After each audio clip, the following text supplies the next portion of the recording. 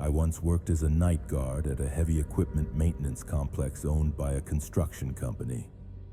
The location was remote, far from any residential area, surrounded by empty land and wild shrubs that looked like a black sea once night fell.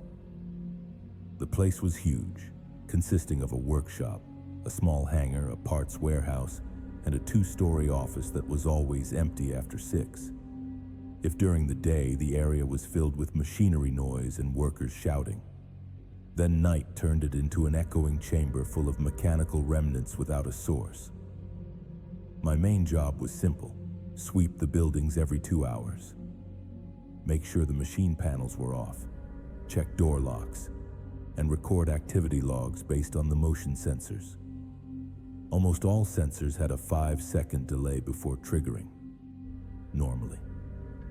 I knew their activation patterns by heart, but on certain nights, the sensors would light up for no reason, as if detecting movement from something outside human sight.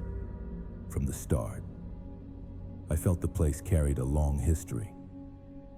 Some senior technicians often complained about tools moving on their own past midnight. The official reports never showed anything, but internal rumors spread quietly like the wind. Supposedly, the company once lost a mechanic in one of the old hangars before it was renovated. No one ever mentioned the details, but everyone avoided the topic as if speaking about it might summon something. On my first night, a light rain was falling. The air in the workshop felt damp and cold, clinging to the skin like fog. The smell of oil and metal blended together. The neon lights overhead swayed gently whenever the wind slipped through cracks in the building. I walked with a small flashlight, shining it over rows of heavy equipment that looked like giant creatures sleeping. Their shadows shifted with the beam of my light, creating the illusion of figures moving between the steel frames. As I reached the end of the workshop hallway, I heard a light clink, like a bolt dropping to the floor. The sound wasn't loud, but enough to heighten my alertness. I checked the floor but found nothing. The equipment was still. I dismissed it and continued, but a few minutes later, the sound came again, this time clearer, like something striking a metal plate. The clinks were flat, slow, and repeated 4 times before stopping. I checked the area again. Nothing. But I began to notice something else. The air in the back section of the workshop felt different, far colder than the rest of the building. The cold seemed to radiate from the metal itself. I approached a large tractor leaned against the wall. Its metal surface was icy cold to the touch, for no clear reason. I felt the urge to step away and return to the control room. Hours passed. The rain stopped, leaving the faint dripping of water from the gutters outside. I checked the motion sensors on the monitor. Everything was normal except sensor number 7, the one in the parts warehouse. Its light blinked even though the door was recorded as fully locked. I stared at the screen for a few seconds. The sensor went off, then on again, then off, then on. The rhythm felt deliberate. I decided to check the warehouse, to get there. I had to walk through the dark office hallway. The corridor was narrow, lit only by a single bulb at the far end. Each step echoed hollow and long. When I reached the warehouse door, I grabbed the metal handle. It was cold, freezing cold, like it had just come out of a freezer, even though the weather wasn't that chilly. I slowly opened the door. The room was filled with stacks of spare parts, huge tires and wooden crates. Rows of tall shelves stood like walls. I turned on my flashlight and aimed it toward the center of the room. Dust swirled slowly in the air. As I stepped inside, the warehouse's automatic lights flickered on, though dimly. Their yellowish glow cast long, shifting shadows, as if something was standing behind those shelves. As I walked deeper, I heard a light scraping sound, a soft noise, like something heavy being dragged slowly across the concrete floor. I moved toward the source, holding my breath. The scraping stopped, then started again from a different direction. Closer this time. The sound was rhythmic, steady, as if someone was pulling something with small but repeated effort. I pointed the flashlight at the third shelf.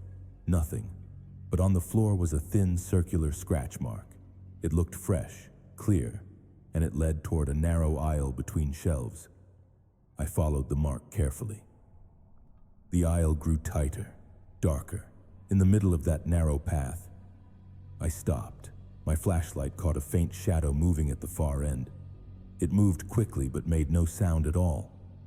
I tried to steady my breathing, just as I turned to leave.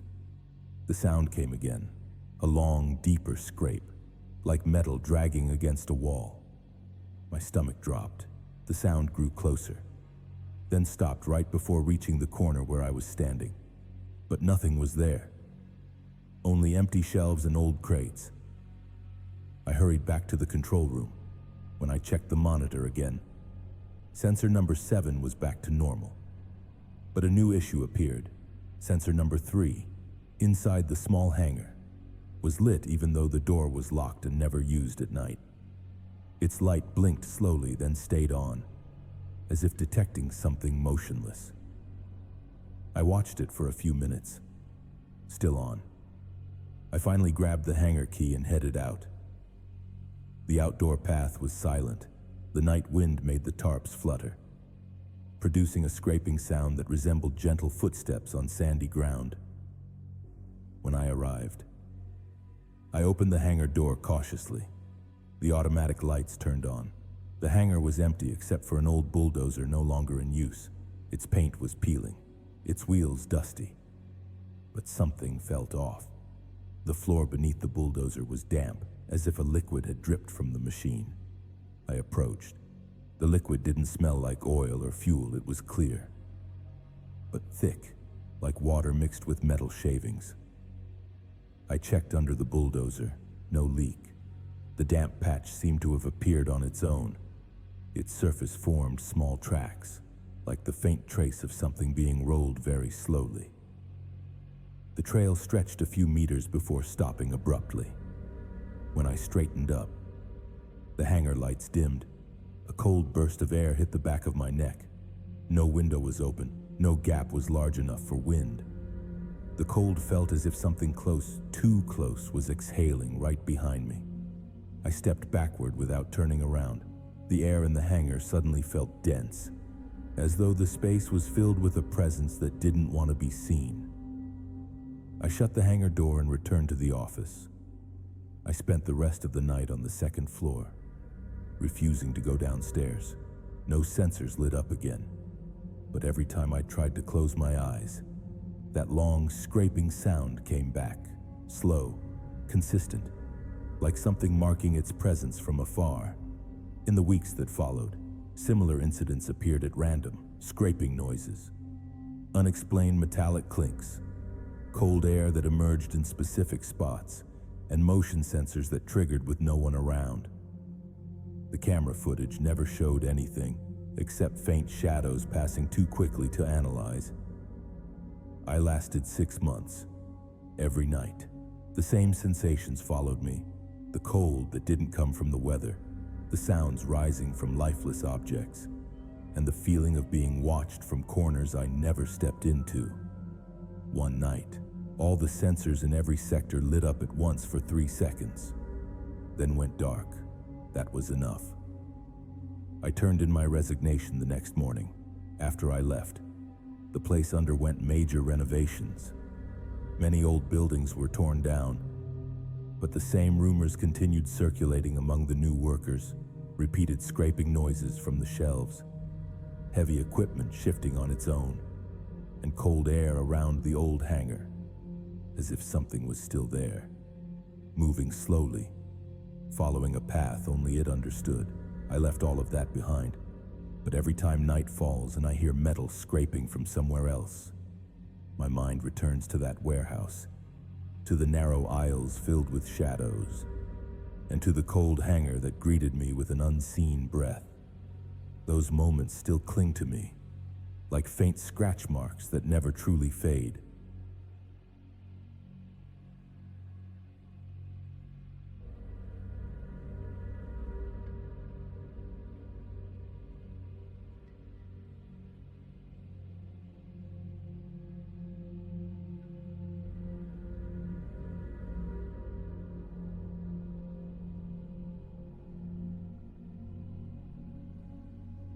The old lights in the building where I worked always flickered around midnight. I spent 3 years as the night shift guard at a warehouse facility far out on the edge of the city, right on the border between the industrial zone and a stretch of forest that hadn't been fully cleared. The place stood in an empty expanse of land, accompanied only by the roar of the wind and the hum of heavy machines that never truly stopped. The steel-structured building looked solid during the day, but it became something else when night fell. The atmosphere changed drastically, as if the entire environment possessed a consciousness of its own and watched every step you took. My routine was always the same: lock the main door, check the hallways, and log the activity of the operator-less automated forklifts. They moved on a computer schedule programmed from the main office. The clatter of metal rails and the scrape of their wheels made up a constant background noise, but sometimes, in the gaps between the silence, something else would surface, something like the faint sound of a halted footstep. I often ignored it, brushing it off as an echo from the machines. One night, the stillness felt thicker than usual. The air grew unnaturally cold, as if the AC had been cranked to maximum. But when I checked the control room panel, the temperature was normal. I turned on my flashlight and decided to do a full sweep in the west sector. The hallway was long and lit only by dim lights spaced too far apart. My flashlight cut through the darkness, revealing stacked pallets, giant sacks, and old wooden crates that hadn't been registered in years. My footsteps echoed softly. Then halfway down the hall, I saw something that made me stop cold. One of the automated forklifts, supposed to be parked at the charging zone, was now standing in the middle of the corridor. Its indicator lights were off, as if it had no power. Yet it had moved several meters from its original location. No movement logs, no alarms, no recorded activity. It simply stood there, like a towering figure observing me, when I inspected it. The front wheels had left faint tracks on the concrete floor, tracks that led in the opposite direction of its programmed route, tracks heading toward the old storage sector, a place hardly used anymore since operations were moved to a new building across the complex. That area always unsettled me. The lights were dim, the racks were old, and many items were decades-old leftovers never deleted from inventory. I followed the wheel tracks to a large metal door that was slightly open. The key for that door was supposed to be in my room, locked in a drawer, untouched for the entirety of my shift duties. When I shined my flashlight inside, fine dust floated in the air as if something had just passed through. The tall, aging racks loomed overhead, and in one corner sat massive crates once used to store heavy machine components. Just as I stepped inside, a heavy sound, like metal being dragged, echoed behind me. I spun around, but nothing had changed. The door was still as it was. The cold air made the back of my neck stiffen without waiting any longer. I hurried back to the control room and checked the CCTV footage. Every camera was functioning, except the one in the old storage sector. Its screen was static. Black and white noise crackled softly. I increased the speaker volume, hoping to catch something from the internal audio.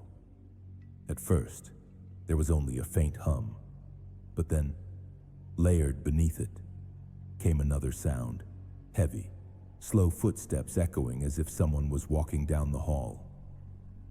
The steps paused, then resumed, closer this time. Their rhythm was unstable, like someone limping or dragging one leg.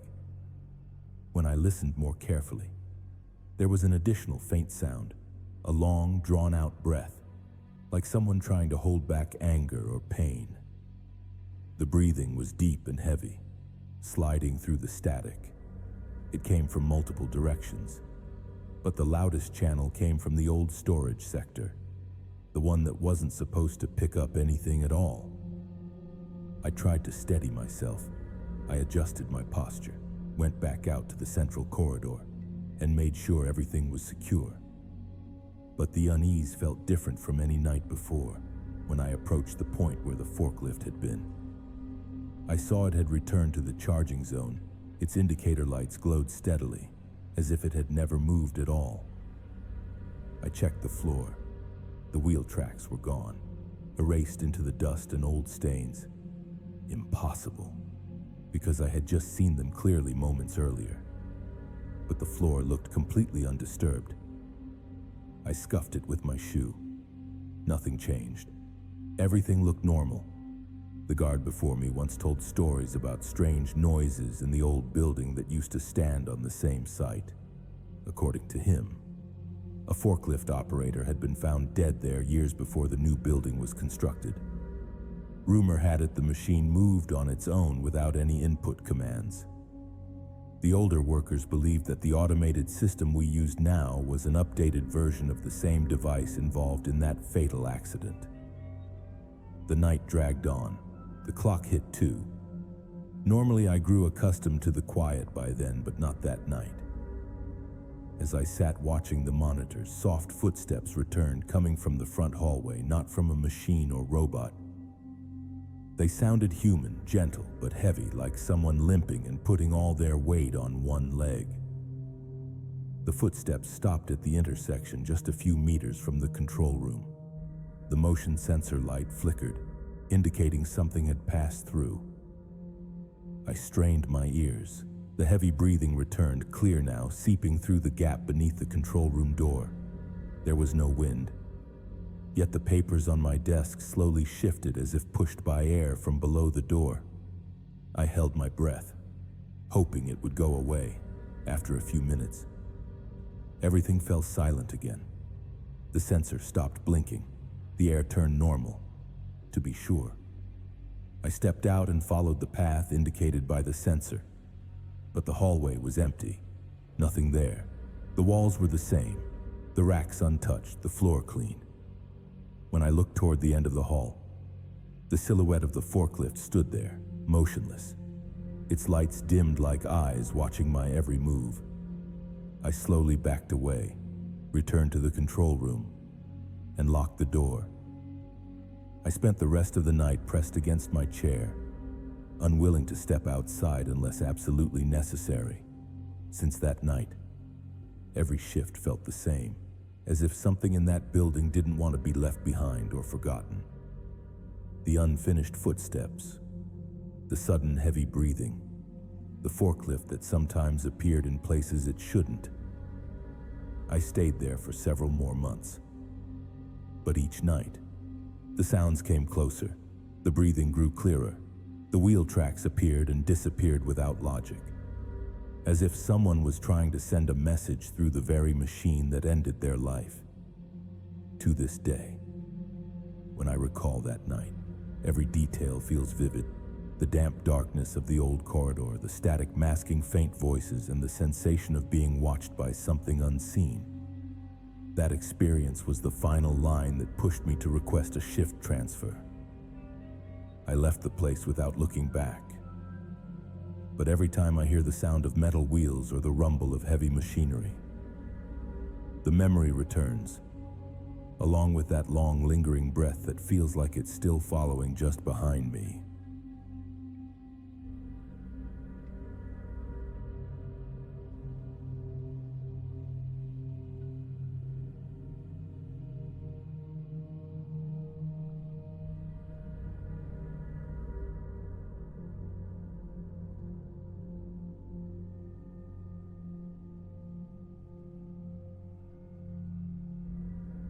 For almost 2 years, I worked as a night shift staff member at a data center located at the foot of a mountain.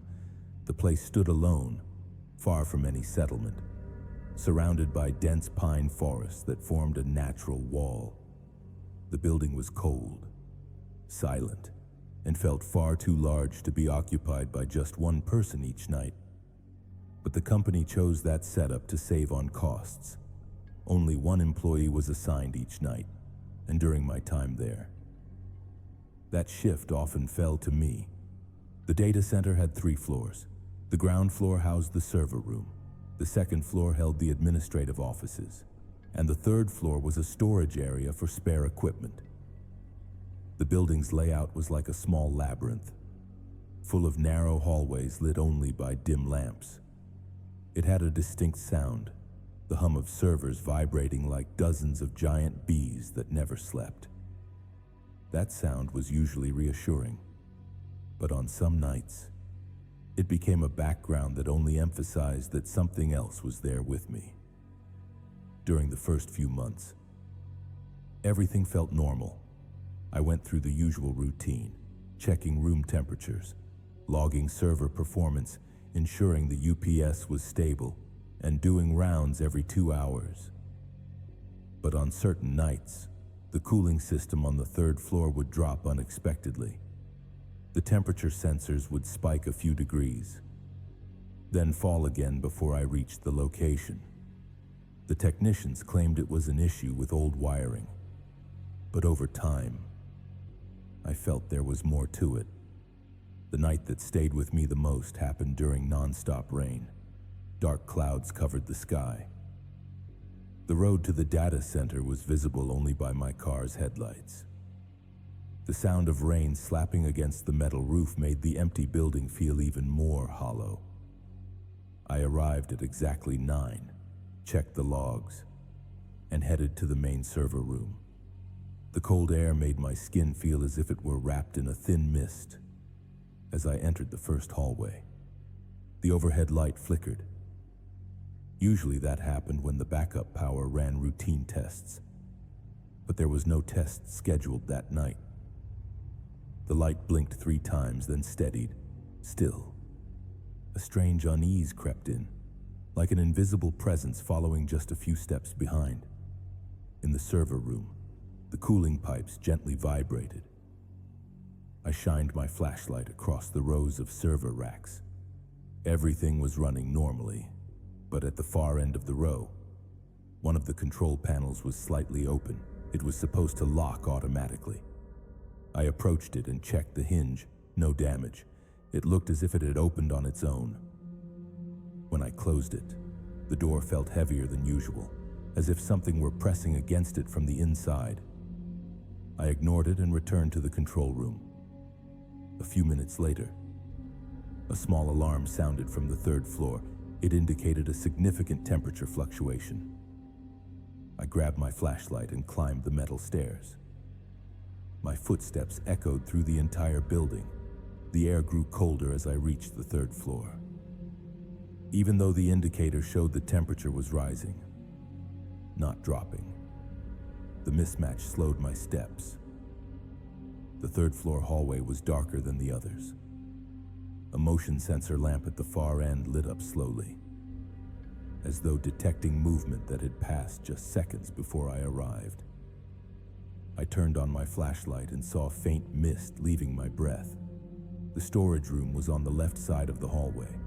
Its sliding door was slightly open, revealing a dark slit inside. When I pushed it aside, it made a soft sound like a long, suppressed exhale escaping through a crack. The room was filled with metal shelves holding cables, server modules, and spare tools. But one thing immediately caught my attention. In the middle of the room, a large storage box had been moved from its usual position. Drag marks were still clearly visible on the floor.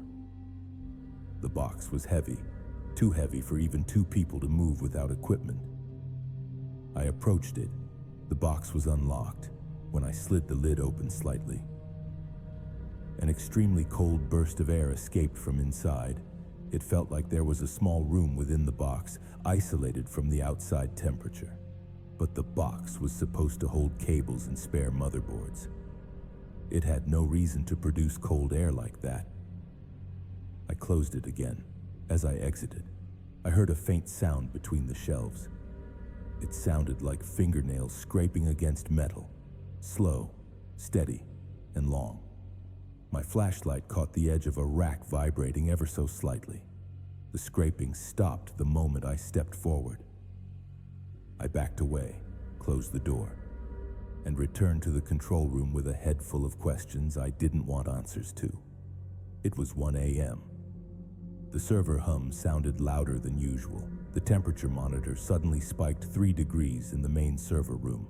At the same time, the motion sensor in the central hallway lit up. That sensor rarely reacted unless I walked past it. I stood still for a moment. Its light flickered, then went off, but the speaker from the monitoring system picked up faint footsteps.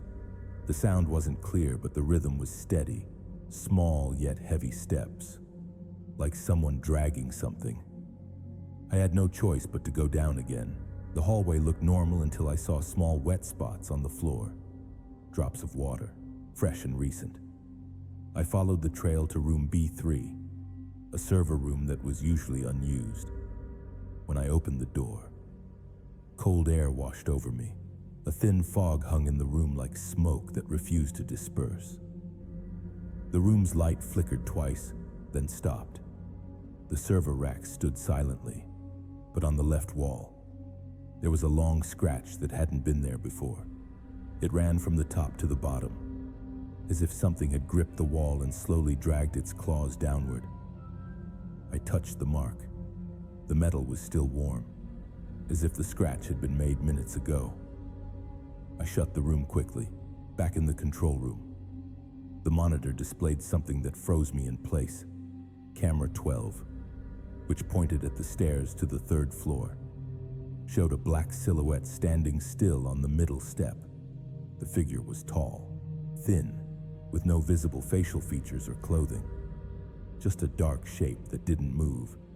The camera had no color sensor, but each time the silhouette shifted slightly. The pixels around it trembled as if failing to process its form. I stared for minutes. The silhouette didn't move, but its shadow stretched toward the camera even though there was no light source behind it. I turned on the stairway lights from the remote panel. When the lights came on, the silhouette vanished, instantly, without a trace, as if it had never been there. I decided to stay in the control room until the shift ended, but around 3. All the building lights flickered at once. The server hum paused for a split second, then resumed. At that same moment, the control room door vibrated gently, like a hand resting on the outside and taking a deep breath. The vibration was so subtle it was almost silent, but enough to make me feel a presence I never wanted to see. After that incident, the following nights grew stranger. Server panels opened on their own. Room temperatures changed without cause. Sensors detected movement in hallways I rarely entered. Even the security footage sometimes showed a faint dark figure in room corners, standing still as if waiting for something. I lasted 2 more months before resigning. But even after I left, I often woke up at night to a soft sound resembling that old server hum. It would creep in just before I fell asleep, bringing back memories of the silhouette on the stairs, the cold from the storage box, and the long scratch on the metal wall, as if something never truly stayed behind in that data center. As if something had followed slowly from the darkness.